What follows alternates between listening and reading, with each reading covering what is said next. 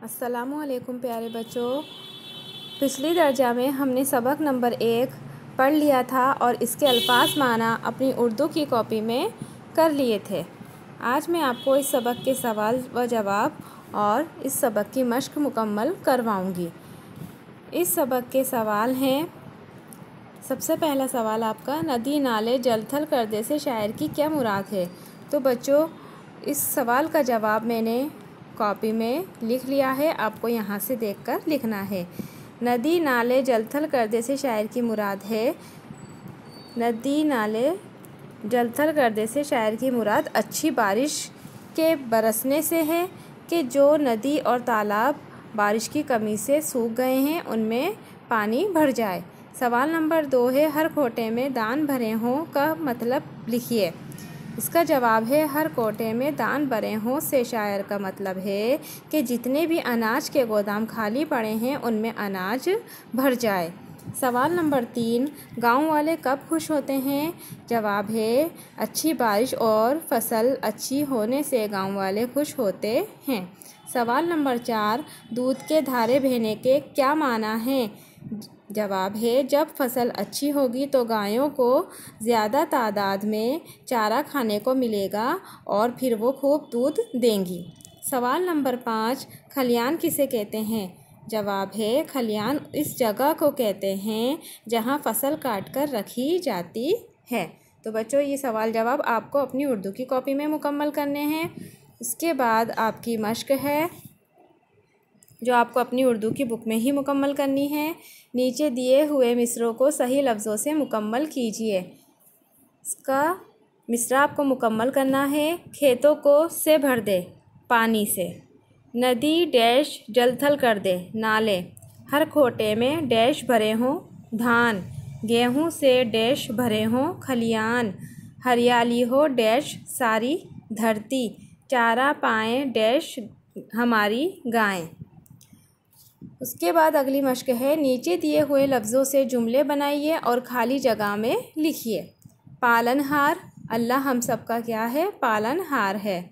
जल थल, बरसात में जल थल खूब होता है। खलियान, अल्लाह तो सब के खलियान भर दे। धरती, अल्लाह इस धरती को हरी भरी कर दे।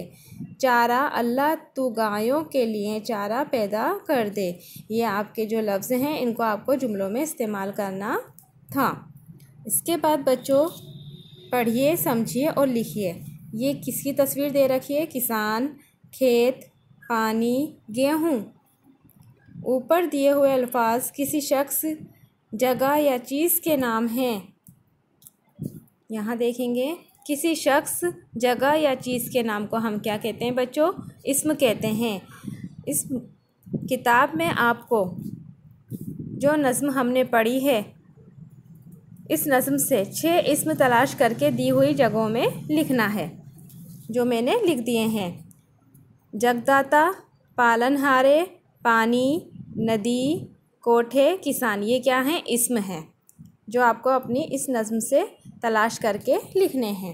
उसके बाद नीचे दी हुई तस्वीरों को गौर से देखिए और उनके नीचे इस नज़्म के वो बंद लिखिए जिनमें उनकी तस्वीरों को अल्फाज में ढाला गया है। खेतों को पानी से भर दे, एक तरह से हम इन तस्वीरों को देखकर क्या बना रहे हैं, जुमले बना रहे हैं। नदी नाले जल थल कर दे, फिर ये क्या है, हर खोटे में धान भरे हों, कोठे हैं ये। गेहूँ से खलियान भरे हों। उसके बाद हरियाली हो धरती सारी, कैसी दिख रही है हमें धरती, हरी भरी। चारा पाएँ गायें हमारी। इसके बाद मिसाल के मुताबिक नीचे दिए हुए लफ्ज़ों की जमा बनाइए। एक मिसाल आपको दे रखी है बच्चा, इससे आपको जमा बनानी है बच्चों बच्चे, एक नून गुना लगाकर और एक बड़ी ए लगाकर। इसी तरह कोठा, कोठों कोठे, नदी नदियों नदियाँ, लाठी लाठियों लाठियाँ, किताब किताबों किताबें। ठीक है।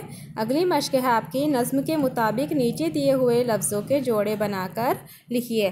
दाता और जग, इनको हम मिलाकर लिखेंगे और सही करके लिखेंगे, जग दाता जग दाता।